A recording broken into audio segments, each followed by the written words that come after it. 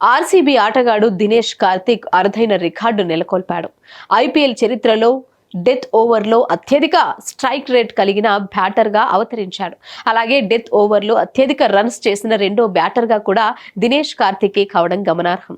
2022 నుంచి ఐపీఎల్లో నమోదైన గణాంకాల ఆధారంగా ఈ జాబితాను రూపొందించారు. డెత్ ఓవర్లో అతని స్ట్రైక్ రేట్ ఏకంగా 280గా ఉండటం విశేషం. అలాగే 203.27 స్ట్రైక్ రేట్తో 2022 నుంచి ఇప్పటి వరకు డెత్ ఓవర్లో 372 పరుగులు చేశాడు.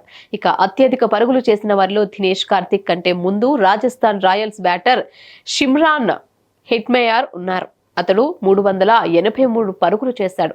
అతడి స్ట్రైక్ రేట్ 197.42గా నమోదైంది. ఇక ఈ జాబితాలో ఉన్న టాప్ 5 ఆటగాళ్లలో మిగతా 3 ఆటగాళ్లు కోల్కతా నైట్ రైడర్స్ కు చెందిన Rinku Singh, Mumbai Indians player team David, Gujarat Titans ఆటగాడు డేవిడ్ మిల్లర్ ఉన్నారు. రింకు సింగ్ 351 పరుగులు చేసి 195 స్ట్రైక్ రేట్ సాధించాడు. అదేవిధంగా Mumbai Indians player team David 290 పరుగులు చేసి 207.14 స్ట్రైక్ రేట్ సాధించాడు. గుజరాత్ టైటాన్స్ ఆటగాడు డేవిడ్ మిల్లర్ 285 పరుగులు సాధించి 161.01 స్ట్రైక్ రేట్ లో ఉన్నాడు. ఇక మార్చి 25వ తేదీన పంజాబ్ కింగ్స్ తో చిన్నస్వామి స్టేడియంలో జరిగిన మ్యాచ్ లో బెంగళూరు జట్టు విజయం సాధించింది. విరాట్ కోహ్లీ క్లాసిక్ ఇన్నింగ్స్ కి తోడు చివరిలో దినేష్ కార్తిక్, మహిపాల్ లొమ్రేర్ మెరుపులు మెరిపించడంలో బెంగళూరు 4 వికెట్ల తేడాతో విజయం సొంతం చేసుకుంది. ఇందులో దినేష్ కార్తిక్ కేవలం 10 బంతుల్లోనే 28 రన్స్ చేయడం విశేషం.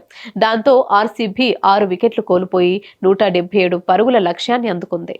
Hit TV presents like, share, comment. TV వాళ్ళకు కూడా నేను ఒక సర్ప్రైజ్ ఇద్దాం అనుకుంటున్నాను. మీరు మాత్రమే జెస్సీ ఎందుకు అయ్యారు? ఇలాంటి అమ్మాయిలకి పిలవడానికి బాగుంటుంది. చందు సాయికి like you and have a జనాలకి ఒక పేరు నచ్చిందంటే దీనికి ఒక ప్రాసెస్ ఉంటుంది. ఎందుకు బాక్స్ డైరెక్ట్కి వెళ్ళిపోదాం. ఏదైనా ఒకటి మర్చిపోయినావా నువ్వు? ఏం మర్చిపోయావు? ఏదో ఆ టైంకి మన సుడి బాగుంటే ఎవరన్నా చూపిస్తే రాయగలం కానీ డోర్ టు డోర్ సేల్స్ చేసేవాళ్ళు. శారీ వస్తుంది, శారీలో వెనకాల కట్టుకుని